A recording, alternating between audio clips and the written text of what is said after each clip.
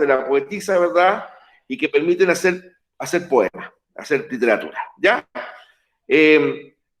Así, en grandes rasgos, ¿verdad? Ahí el video, ¿cierto? Nos presentó este colega español, bastante agradable, ¿cierto? Como él presentaba la materia, ¿verdad? Con bastante humor. A ese de subida y de bajada, bueno, es un chiste antiguo, digamos, muy español, ¿ya? ¿Qué precio tiene en subida? Lo mismo que de bajada, bueno, porque no se la asocian a la vida. Está la metáfora, la comparación, ¿verdad? Fundamentalmente, claro, porque la metáfora y la comparación, ambos son asociaciones de cosas a otras, con distintos significados. Por ejemplo, ahí tus ojos son como luceros, tus dientes como perlas, ¿verdad? Tus labios, no sé, como pétalos de rosa, bueno. Entonces, ¿cuál es la diferencia entre la metáfora y la comparación? Es que la metáfora no usa un nexo, no utiliza, por ejemplo, el cómo. En cambio, la comparación sí, ¿ya? Que bello corre ese atleta, corre como gacela, ese cómo implicaría que esa sería una comparación, porque utiliza, ¿cierto?, el nexo cómo, ¿ya? Entonces, el atleta corre cual gacela, ¿ya? O la atleta es una gacela al correr. Eso sería una metáfora. Es una metáfora, ¿verdad? ¿Por qué? Porque no utiliza el nexo como, así como semejante a, como decía el profe ahí en su video, ¿ya? Y también la otra figura literaria que también nosotros consideramos en el PPT, lo vamos a ver de inmediato, ¿verdad? Es la personificación, que consiste en atribuir a cosas inertes, puede ser, animales, vegetales, cualidades y características de personas. Alguien, como decía yo, con el tango ese y las estrellas celosas nos miraban al pasar, ¿verdad? Claro, porque obviamente los celos son una característica humana. Me da la impresión que de repente algunos perritos se ponen celosos de alguna mascota, ¿ya? Me he escuchado por ahí. Pero fundamentalmente el concepto celo, envidia, es más bien humano. Uno no podría atribuir, ¿verdad?, a una estrella o al sol. ¿Ver? Entonces eso sería una personificación, que es atribuir a un animal, a una cosa inerte, a un vegetal, ¿no es cierto?, características de persona. Por ejemplo, el noble árbol nos protegía con su sombra. Noble árbol nos protegía con su sombra. También eso es una personificación esa. Claro, porque le estamos atribuyendo al árbol, que es un vegetal, ¿verdad?, que no tiene voluntad, le estamos atribuyendo nobleza, bondad, ¿verdad? Nos protegía con su sombra. El árbol no protege con su sombra, el árbol da sombra nomás, producto del rayo del sol, ¿verdad?, del follaje. Pero no es que el árbol tenga como intencionalidad darnos una protección, no es así. Pero entonces, si uno asocia eso a una protección que puede dar un ser humano, puede ser una madre, un padre, ¿no es cierto?, alguien que nos protege, y se lo atribuimos a un árbol, ahí estamos hablando de una personificación. ¿Se dan cuenta? Bueno, entonces, esas cosas y otras vamos a ver en este rato nos queda, ¿verdad?, en la temática de la clase número 15 de lenguaje.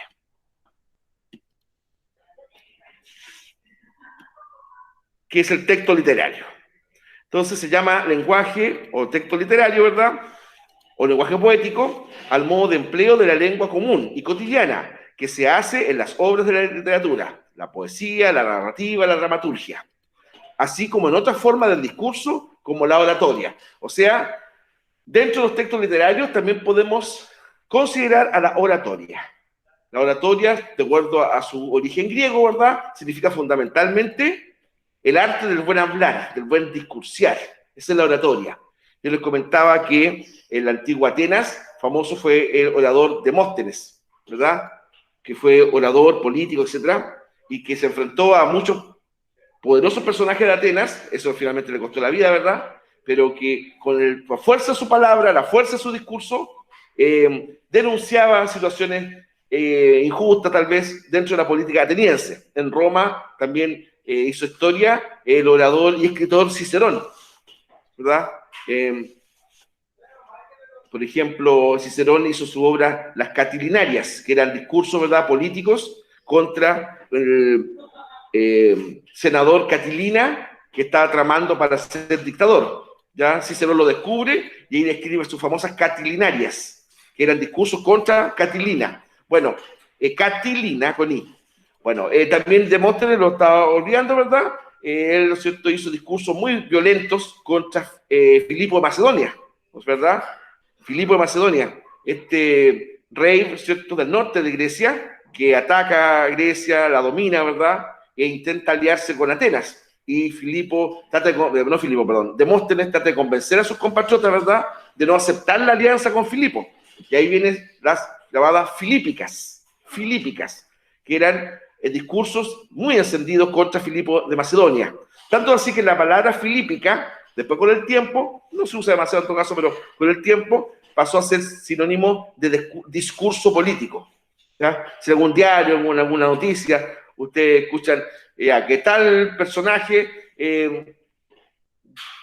habló hora entera de una verdadera filípica, ¿verdad? Eso quiere decir discurso político encendido, violento. Ya, el lenguaje literario se rige por reglas distintas al lenguaje ordinario y cotidiano. Ojo, cuando ahí hablamos de ordinario, estamos hablando fundamentalmente de cosas de lo común. Ya no entender ahí ordinario como sinónimo de vulgar, no. Ahí es como sinónimo de común, cotidiano, normal, ¿ya? Puesto que en este último siempre se privilegia la economía del lenguaje. Cómo decir más diciendo menos. ¿Cierto? Generalmente en el día a día uno da instrucciones, mensajes más bien escuetos. Como dice, decir más cosas, pero empleando menos palabras. Bueno, eso puede ser bueno y malo igual, ¿eh? No estoy señalando que sea malo en sí mismo eso. El economizar palabras, ¿verdad? Y tiempo, de repente una necesidad. ¿Cierto? Voy llegando, ok, no sé, pues, ayer le decía típico mensaje de hombre, ¿verdad? ¿Estamos listos? Entonces, o por ejemplo, cuando usted a un joven de su familia, ¿cierto?, le manda por WhatsApp un mensaje largo y la otra persona le responde ok, o le responde un pulgar al cielo, ¿no es cierto?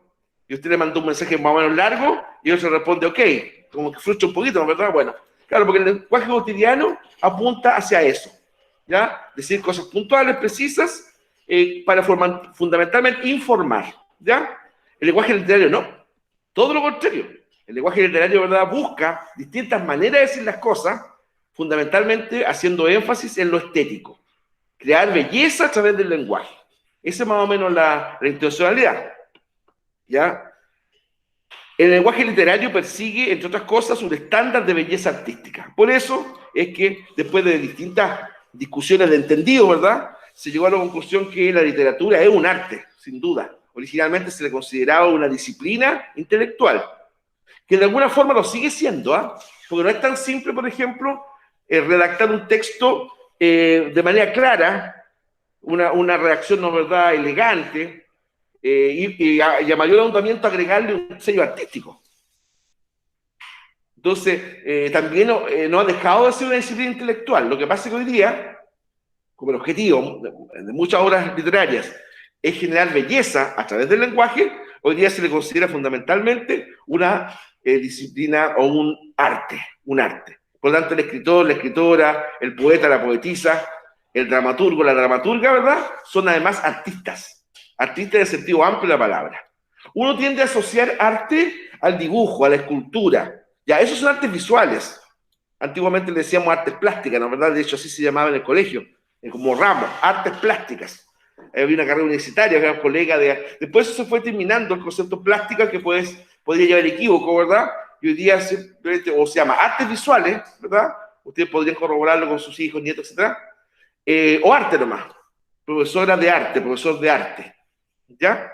Ya, pero ahí también podríamos tratar a discutir una cosa, porque los colegas de música también podrían decir, no, pues y nosotros también somos profesores de arte, porque la música es un arte, ¿te das cuenta?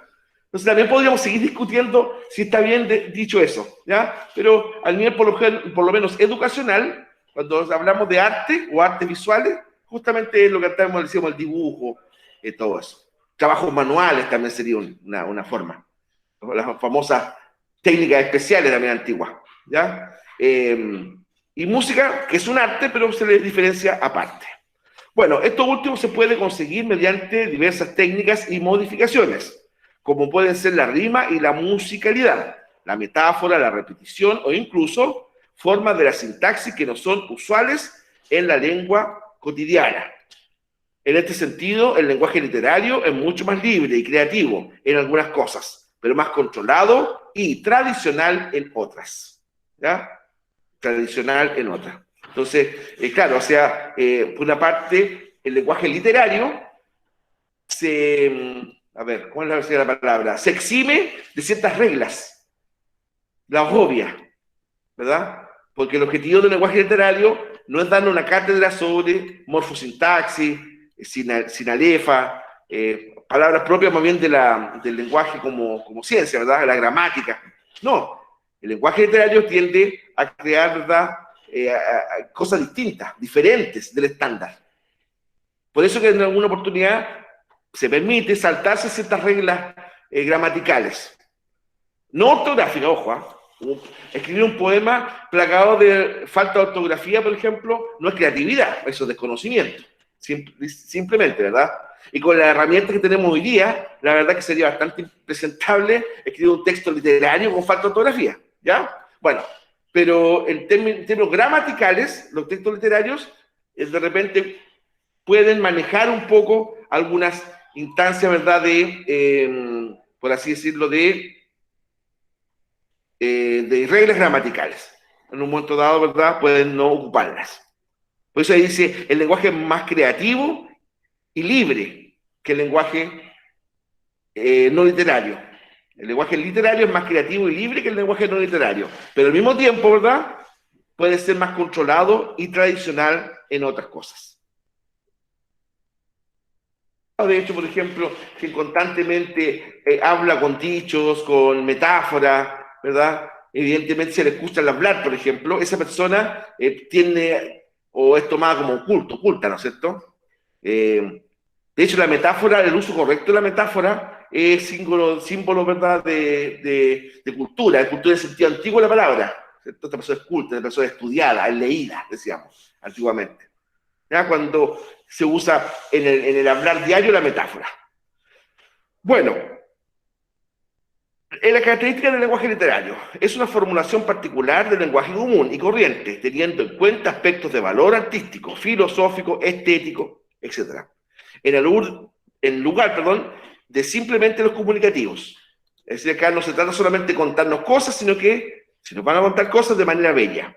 Se trata de un modo especial de uso, cuyo objetivo es producir obras artísticas con la palabra, que se conocen como textos literarios.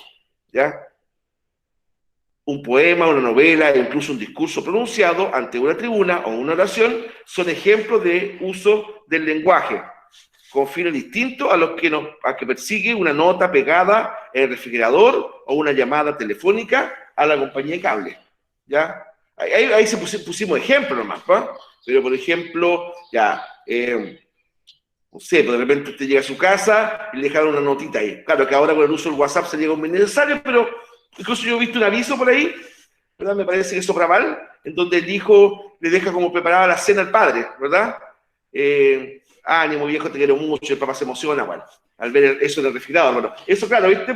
Ahí tiene un objetivo puntual, muy, muy puntual ahí. No es para hacer una poesía en eso. Bueno, hay casos dramáticos incluso que sí se ha pasado. El último poema o obra literaria de Víctor Jara fue escrito casi en una servilleta. Cuando estaba detenido en el Estadio Chile, por ejemplo. Disimulando frente a su guardia, ¿verdad? Le escribe algo así como su despedida literaria de Víctor Jara, ¿ya? El cantautor asesinado. Bueno, pero por lo general, esos espacios no son para hacer obra literaria. ¿Ya? Bueno, después, en ellos, el lenguaje altera sus reglas usuales y explora los límites de lo que puede decirse y cómo, encontrando nuevas formas de expresión de los contenidos profundos del espíritu humano. ¿Ya? Entonces ahí también hay que considerar ese punto. El lenguaje, ¿verdad? Como el objetivo no es darnos clases de gramática, no es darnos clases de ortografía, no es darnos clases de sintaxis o de morfosintaxis, ¿no es cierto? Evidentemente se puede tomar algún tipo de excepción, digamos, ¿ah? De excepción. Ahora, si esa excepción le da creatividad y singularidad, bienvenida sea. Bueno, ahí tenemos, ¿verdad?, el texto literario. Este es lo central de este gráfico, ¿no es cierto?, de este ordenador gráfico, o mapa conceptual, mejor dicho, porque tiene conectores. Ya. Entonces, el autor crea el texto literario. ¿Ya? El receptor o lector o lectora lee y escucha, o lee o escucha el texto literario. Ustedes dirán, pero ¿cómo un texto literario se puede ser escuchado? Claro, por ejemplo, cuando estamos hablando del receptor de una obra de teatro, por ejemplo. Fundamentalmente ahí está viendo el texto literario y lo está escuchando. ¿Ya? Porque esa es la intención de que nace, ¿verdad?, una obra de teatro. Mundo imaginario por medio de las palabras. Eso crea el texto literario. Por eso decimos que el texto literario después es vivo, ¿ya? Va creando un mundo, un mundo. Y yo les digo, el mejor ejemplo de lo que estamos hablando es el Quijote de la Mancha. El Quijote de la Mancha, ¿verdad?, es un mundo, es algo vivo, que nos genera, ¿verdad?, motivo constante de estudio, de manera, ¿no es cierto?, que eso es analizable y nos sorprende.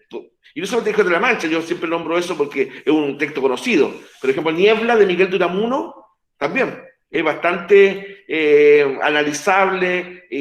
Uno se encuentra con textos secundarios que a veces, por ejemplo, marcan como historias paralelas al relato principal, ¿se dan cuenta? Entonces, esos libros, leerlos de manera lineal, generalmente uno se pierde muchas cosas. Es como, por ejemplo, yo estoy escuchando música, pero más allá alguien está escuchando otra música. Y con el tiempo, esa otra música, como que de alguna forma, a mis oídos, cobra un primer plano en razón a lo que estaba escuchando yo. Eso pasa con esta obra literaria, que estos relatos paralelos, secundarios, cobran vida dentro de la obra. ¿Ya? Es interesante, ¿eh? Ahí viene la genialidad del autor, que es capaz de proponernos una obra así. Ahora, el texto literario nos entrega también la visión del autor y también nos entrega un lenguaje literario. Y ahí yo creo que tal vez es como lo más conservador de una obra literaria, ¿ya? El lenguaje. A pesar de que, bueno, a nivel de literatura moderna, a lo mejor se puede permitir ciertos vulgarismos, por ejemplo, pero en general, ¿verdad?, el lenguaje literario es elegante, es cuidado, que no dé lugar, ¿verdad?, a elementos de vulgaridades, pero fundamentalmente porque si la intención es generar belleza a través del lenguaje, eso se contradice con utilizar palabrotas, por ejemplo, o términos vulgares, ¿ya? O términos vulgares.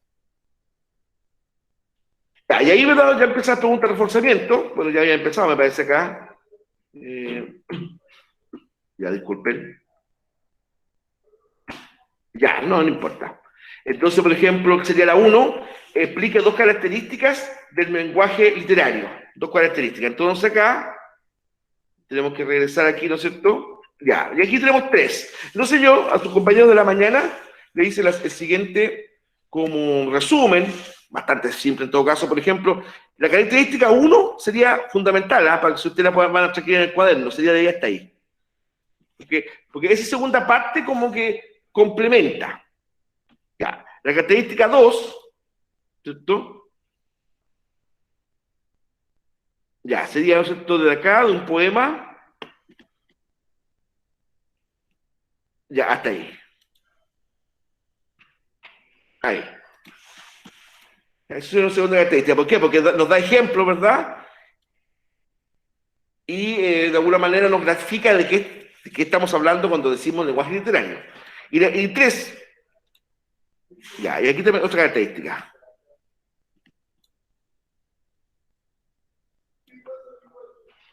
Ahí. Ya, ¿bueno?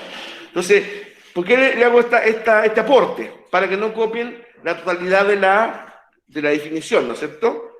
Remitirse a eso, porque ahí está como lo central. ¿Ya? Y si uno lee solo tiene sentido, miren.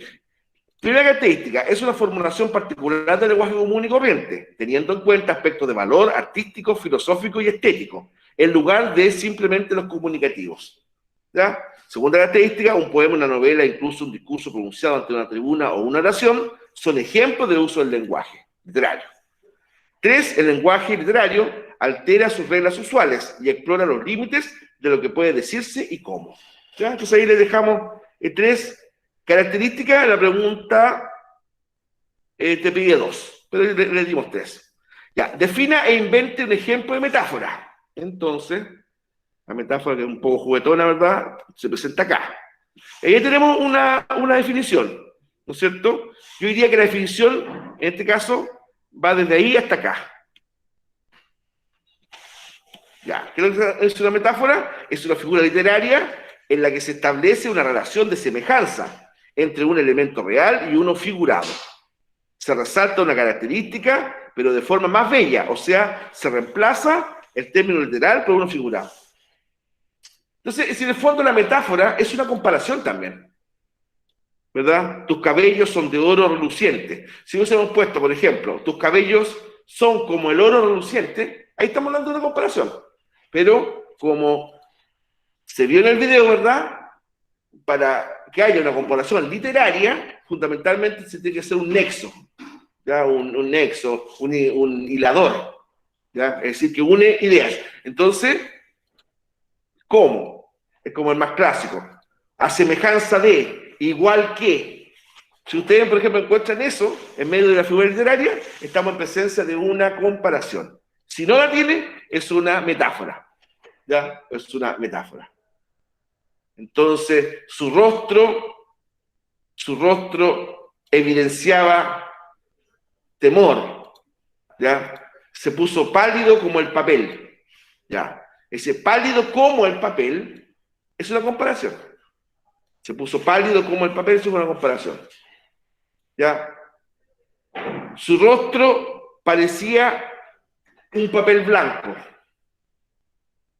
o su rostro tomó el color de una hoja de papel blanco.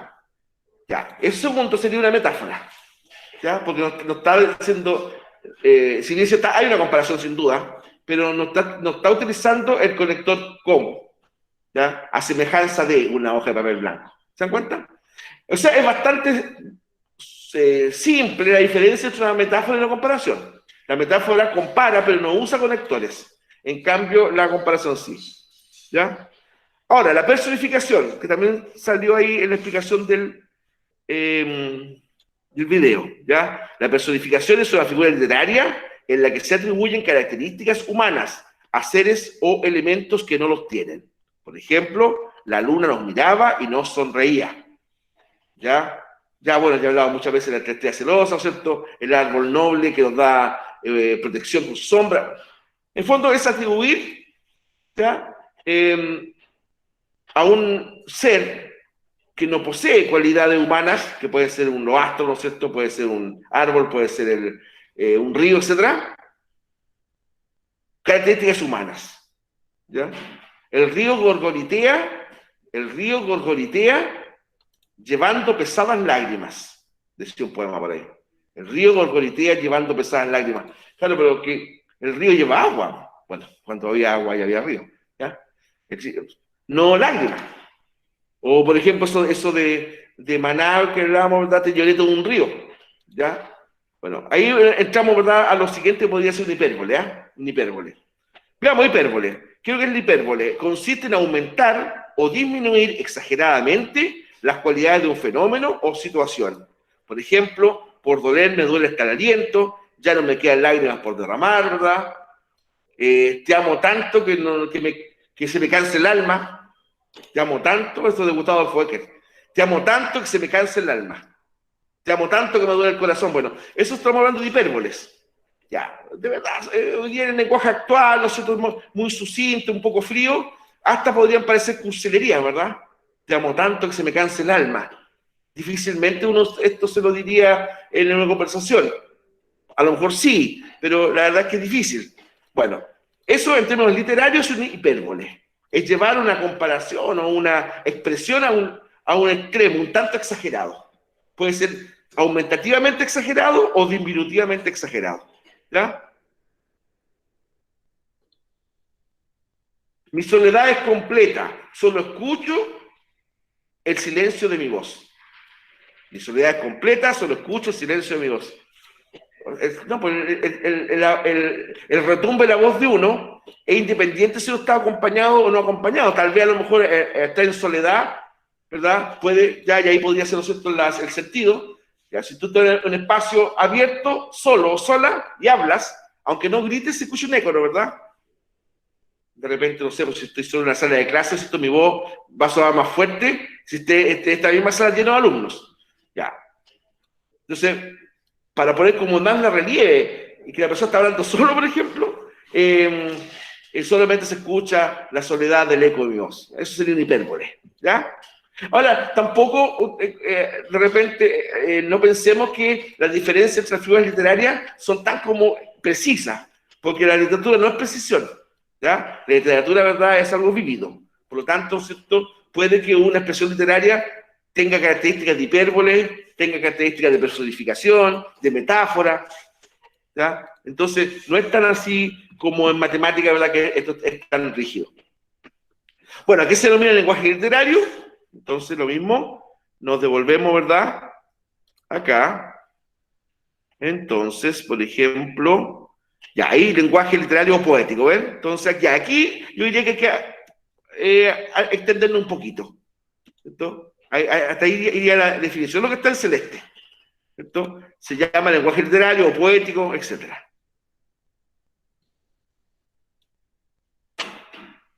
¿Qué diferencia de fondo existe entre el lenguaje literario y el lenguaje cotidiano? Acuérdense que la intencionalidad del lenguaje literario es crear belleza mediante la palabra, ¿ya? Crear belleza mediante la palabra. El lenguaje literario no es tan importante lo que se dice, sino que cómo se dice. En cambio, el lenguaje cotidiano, ¿verdad?, busca economizar expresión, decir más con menos, dar más información con menos palabras. Ya, eso es un tema estandarizado, ¿ah? Porque hay determinadas personas que a lo mejor nos cuesta mucho hablar poco, digamos. Pero generalmente el lenguaje cotidiano va por esa vía, ¿ya? Un poco entregar harta información a partir, ¿no es cierto?, de palabras, ¿verdad?, bien utilizadas. Ahora, dentro también de los recursos estilísticos tenemos el epíteto. En muchas oportunidades, incluso en canales de televisión, se utiliza epíteto, ¿verdad? Epíteto, ¿no es cierto?, ¿a qué cosa? A como una suerte así como de insulto. Oye, escuché los más duros epítetos. Y no, epíteto no es eso, no es insulto, no es vituperio, sería eso. Yo le decía la otra vez que por culpa de un sketch en un programa de televisión, ¿verdad?, el vituperio mucha gente lo utiliza como sinónimo de comida o no sé, un vituperio le dicen, ¿verdad?, una pequeña fiesta. No, vituperio es insulto, ¿ya? Eso es el vituperio. Palabra, ¿verdad?, insultante, agresiva incluso. A la salida de la concentración, los jugadores fueron vituperiados, es decir, insultados, que decir eso, ¿ya? Pero yo me acuerdo que fue en el Happening con ¿verdad?, donde específicamente el personaje Canitrot dijo, en vez de decir refrigerio, dijo vituperio, y ahí quedó. Mucha gente hoy día lo sigue utilizando en ese sentido, ¿ya? Bueno, ¿en qué consiste el epíteto? Es una figura literaria que consiste en resaltar las características naturales o intrínsecas de un sustantivo, utilizando un adjetivo. ¿Ya? Por ejemplo, noche oscura. Yo ayer les decía lo siguiente: claro, podrían haber noches claras, si no hay muchas nubes, ¿verdad?, si hay una buena luna, pero la noche en esencia es oscura. Ahora, ¿por qué ahí el poeta coloca noche oscura del alma? Porque sin duda, ¿verdad?, quiere expresar que está triste, ¿verdad? Y para él la ausencia de luz es oscuridad, y es la tristeza. Entonces quiere resaltar, hay noche oscura. Eso sería un epíteto, ¿ya? Cuando en el fondo, como que repito, una característica que ya está implícita en el sustantivo. ¿Cómo añoro tu ardiente fuego? Claro, pues si yo no conozco un fuego, no sea ardiente. El fuego en esencia es ardiente, ¿verdad?, de arder. Bueno, entonces, para recalcar, ¿verdad? Y tu gélido hielo. Gélido significa helado. Y de hecho la palabra helado deriva de hielo. O sea, no podría haber un hielo no gélido o no helado. ¿Se dan cuenta? Bueno, ¿qué es lo que es la hipérbole? Y lo repite ahí. La hipérbole es una exageración en la forma de expresarse, que altera la realidad. ¿Ya? Es una exageración que altera la realidad. Lloré ríos por mis ojos, te comería besos, me comería una vaca entera. a menos que uno sea caníbal, difícilmente se puede comer a besos a otra persona, ¿verdad? Eso está evidentemente indicando que la o lo va a besar mucho. Pero obviamente ahí, como estamos hablando de esta frase en un contexto literario, ¿verdad? Se permite esa excepción. Me comería una vaca entera. Ayer dijimos que comerse una vaca entera es imposible. A menos que tú quieras comer los cachos, las pezuñas o la cola, ¿verdad? Pero, no, ¿qué está diciendo ahí? Tengo tanto hambre para dejar clarito. El hambre que se posee, tengo tanta hambre que me comería una vaca entera. Eso sería una hipérbole, una exageración. Y allá al lado dice, el sol es la linterna de la tierra. El sol es la linterna de la tierra. Pregunta, ¿qué sería eso? ¿Es una metáfora? ¿Es una comparación? ¿Es un epíteto o es una personificación? El sol es la linterna de la tierra. ¿Qué sería eso? Esta frase que está ahí.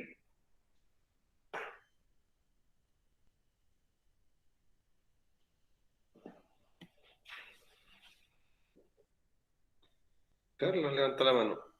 Carlos, ¿qué sería eso? ¿Una metáfora, profesor? Es una metáfora, don Carlos. Muy bien, lo felicito. Es una metáfora, claro. Porque incluso, mira, si yo le agrego aquí, es una metáfora, perfecto. Esa es la respuesta. Entonces, el sol es como, le voy a agregar como aquí, es como la linterna de la tierra. ¿En qué se transformó? En una, si yo le agrego un como ahí, Comparación, profesor. una comparación, claro, como lo explicaba en el video, ¿no? ¿Verdad? Gracias, Carlos.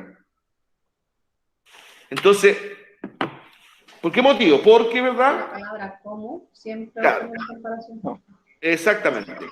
Cuando uno le agrega el cómo, sí. Apaga el micrófono.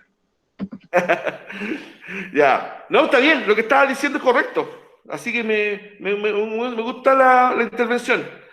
Claro, pues si en el fondo la metáfora y la comparación es como lo mismo. Si lo único que la diferencian, como nos explicaba este hombre en España y Olé, pues que la comparación lleva un cómo, o lleva, ya, bueno. Eso, que la comparación nosotros lleva un nexo, un conector. Es como linterna. Tus ojos son como dos luceros. Si yo digo tus ojos son luceros nomás, es una metáfora. ¿Ya? Tus ojos son como dos luceros, es una comparación. ¿Ya? ¿Te das cuenta?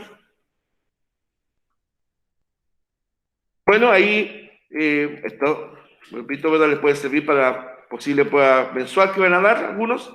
¿Ya? Definición y ejemplo de hipérbole, la hemos definido bastante, ¿verdad? Y definición y ejemplo de epíteto. ¿Ya? Acuérdense que la hipérbole es una exageración en el fondo de una característica, ¿verdad? Y el epíteto, ¿verdad? Sería como una repetición con un adjetivo, ¿verdad? Puede decir una tontera. El perro canino casi me muerde. A ver, el perro es canino. No va a ser un perro gatuno, ¿verdad? Pero esa como repetición del mismo concepto, ¿verdad? Que cuando uno exagera y le coloca demasiados adjetivos iguales, ¿verdad? Sería un pleonasmo, ¿verdad? Bueno, el perro canino sería un epíteto. ¿Se dan cuenta? La mujer femenina. Sí, pues la mujer en esencia ya, pero ahí se podría discutir, ¿eh? Porque de repente pueden haber hombres no muy masculinos y mujeres no muy femeninas, ¿cierto? Ya, ahí podríamos entrar como a discutir un poco. Pero también podría caer en un epíteto. ¿Ya? La mujer femenina, no, pues si femenina viene de mujer. Femine, en latín, ¿no es cierto? Ya, pero repito, por actitudes podríamos entrar a discutir ese punto, pero gramaticalmente sería un epíteto. ¿No te has dado cuenta que existe esa teoría, verdad, del lado masculino? No estoy hablando de opción sexual, estoy hablando, ¿cierto?, como de la personalidad. El lado masculino de la mujer y el lado femenino del hombre, ¿no es cierto? Uno dice, a esta persona, mi primo tiene muy desarrollado el lado femenino, dice. Yo lo estoy diciendo amanerado. No estoy diciendo, ¿verdad?, otro tipo de insinuaciones. Estoy diciendo, ¿cierto?, que algunos rasgos que tradicionalmente fueron atribuidos a mujeres, de repente ciertos hombres los tienen. Ya. Habilidades blandas, por ejemplo. No sé, estoy pensando en un señor que sea muy cariñoso con los niños, ¿verdad? O muy sensible, ya. Muchachos, me tocan el timbre, porque aquí les dejo las preguntas esenciales. Algunos me las han enviado. Disculpe si no les contesto tan rápidamente.